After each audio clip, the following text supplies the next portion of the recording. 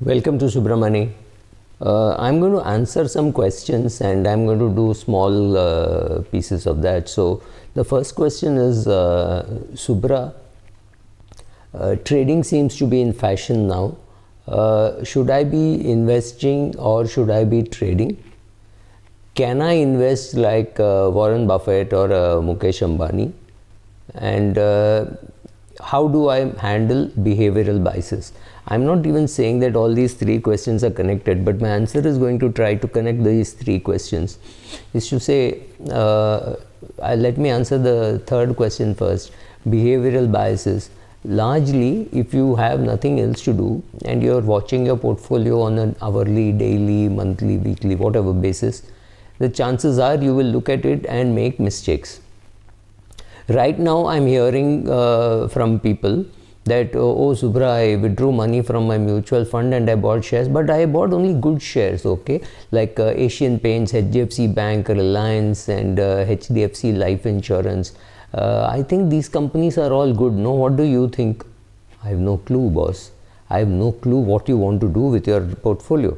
If you have withdrawn from some mid-cap, small-cap, large-cap portfolios and you're buying all these shares which are flavor of the day, flavor of the month and at these prices, it is up to you. If you have a 3-month view, 6-month view, 3-year view, 30-year view, if I don't know any of that, I am unable to answer this, right? So, chances are right now you're suffering from overconfidence bias simply because you bought something and it went up. And one day the market will come down. I do not know when and I do not know what percentage. You might panic at 5, somebody may panic at 15, somebody may panic at 30. I don't know. But one day the market will come down. On that day you will suffer another bias called loss aversion bias. You will say, oh, but anyway, Asian Paints is a good company. It can't be bad. Nestle is a very good company. I know a friend who has been holding it for 40 years. Right now, these are not reasons to buy at some ridiculously inflated price. I do not know. I think I'm sticking my neck out. I do not know whether 2021 is a year that you're going to look back and say, I wish I had invested in 2021. No, I don't think this is 2002. This is not 2008 or it is not even 2020 March. Things are different and things are going to be different. Now, coming to the second question, can you invest like Warren Buffett? Forget investing like Warren Buffett. You cannot invest even like me, simply because I have nothing much to do. I do 4 or 5 lectures or maybe 10 lectures a month, that's all. So I have a lot of time, I read a lot and seriously I have nothing to do and I don't touch my portfolio also. I keep looking at various articles and magazines, almost everything online, and sometimes I laugh, sometimes I absorb, sometimes I think, oh my god, what good quality these kids are writing, and sometimes I read and say, oh my god, what shit this retired person has written, or some shit that this young person has written. Yesterday there was something I was reading about a turnaround of Indian Overseas Bank. Give me a break. It's one of the shittiest banks. It has had a run up, okay? You have to know the difference. So why can't you invest like Buffett or Ambani? Please understand, for them it is their full-time job. They forget all their capability. They work 12, 13 hours or maybe lesser hours, but they're very capable. They have a big team and they're working on it full-time. You buy, say, 100 shares of Berkshire Hathaway or 1 share of Berkshire Hathaway and 100 shares of Reliance, and if you think you will get the same return which a Mukesh Ambani or a Buffett will get, give me a break. It's not going to happen, right? Wealth has been created by these people by staying focused, by fighting biases, by making mistakes, by correcting, doing all that, and they have created this return, doing it full time over extremely long periods of time.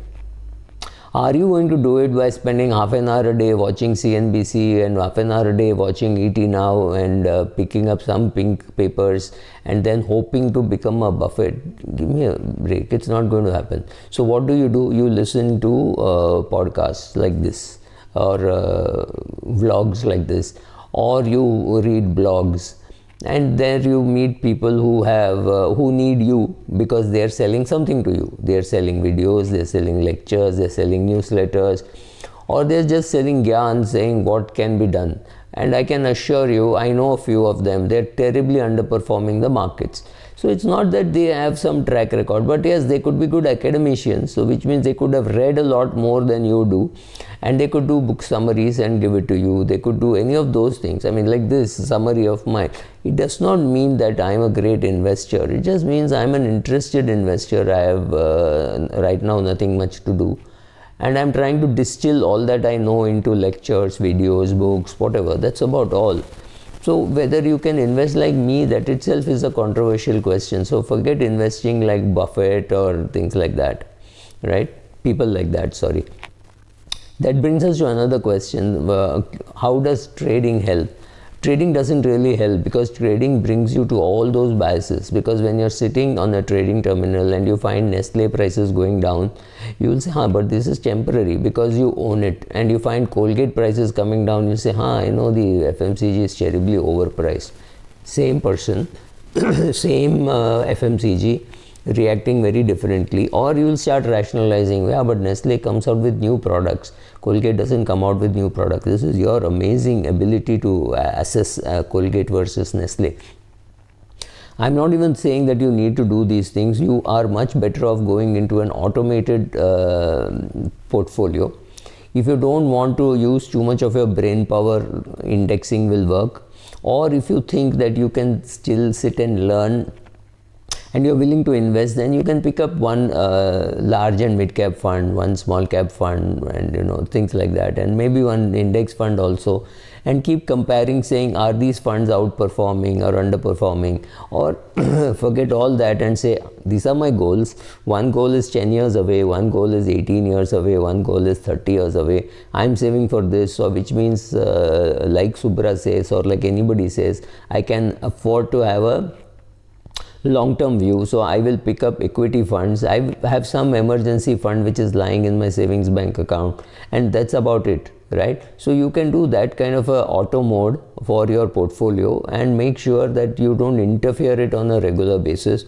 Please understand, for many of us who are talking to you, this is a full-time job, this is a full-time profession. We have nothing else to do. Some of us have to make money doing this. Some of us are lucky enough not to have to make money out of this, right? So anybody who comes to you has something to sell. So if it is a fund manager, he wants to sell the AUM, right? So he says, please come to me, I will manage it for you and give me 2% for it, or 1% for it, or 0.5% for it, depending on which fund he is handling, which fund he or she is handling. There are women also. There are others who are trying to sell a newsletter to you and make sure that you stay subscribed to it. So the same thing that they will have to say again and again: take term insurance, don't do this, take medical insurance and take it from this company, and there will be clicks available for you, for them to make money, for you to buy the product, etc., etc. The same stuff will happen. And or some others are trying to say, come and learn value investing from me. I've just been bombarded saying, Naren Shankaran saying, come and learn from me, Ramdev Agarwal saying, come and learn from me. Enough people, because there is somebody who runs a blog or a service by which they get the experts to come talk to you, and they have to charge for it, right? That's a business model. I'm saying some amazingly good stuff is available online for $9.99 or $8.99 and things like that. You have to decide what is good for you and what is not good for you, how much of it you will actually end up using. Today I find that most of my purchases, I have to justify to myself about the usage, not about the affordability. I can afford to buy a 5 lakh rupee camera, but the question is, will I justify it at all, right? So understand how your focus has shifted. I see old people, retired people sitting and tinkering with their portfolios, selling off their mutual funds, and they are close to 70, or they are 70 plus, or maybe even 80. They don't realize that cognitive dissonance is going to hit them, they are going to be making all these biases are likely to hit them, but then they would get into. But I don't think Infosys is a bad share, or Wipro. See, I told you, now it has hit an all-time high. Of course it has hit an all-time high. When it hits an all-time high, how do you know whether it's the time to buy it or whether it's the time to sell it? I don't know, right? So best is to put it on an autopilot. If you want to learn, then, and you're young, do it. If you are 75 years of age or 74 years of age, understand that cognitive dissonance is a problem. Understand that what you knew does not really matter, because today how children consume data, how they consume information is different. I don't think Zomato could have been a success 30 years ago when people thought, oh, I have to just go down the path and buy it, right? But today people say, oh, I don't have to get dressed, I don't have to do anything, यहाँ घर के सामने आ जाएगा. I have to pay 30 rupees extra, that's okay. On a 350 rupee item, 30 rupees is okay. On a 30 rupee item, 30 rupees is okay. I know people who have ordered 6 cups of tea on Swiggy or Zomato, one of them. To me, it's unthinkable. If I'm sitting at home and I need to have 6 cups of tea, I'll make it. But there are somebody who says, oh, don't bother, yaar, I'll order. And they ordered and it came in plastic bags and, oh, yucks. I don't know. But therefore Zomato sells, therefore some other company won't sell. Maybe a Bajaj Auto will have a problem because people don't use an auto rickshaw. I'm just saying, the taste change, people change, right? The old people have gone, new people have come in. How they spend is far more important. How women spend, how women look at cooking is very important. Many women thought that they should control the kitchen. Today they may not think so. So, right, so all thinking change, everything changes. So after a particular age, better to give your money to somebody else to manage. Maybe 70 is the age, maybe 72 is the age, maybe 80 is the age. But if the less that you look at your portfolio, the less you have to worry about behavioral biases. None of those things will hit you.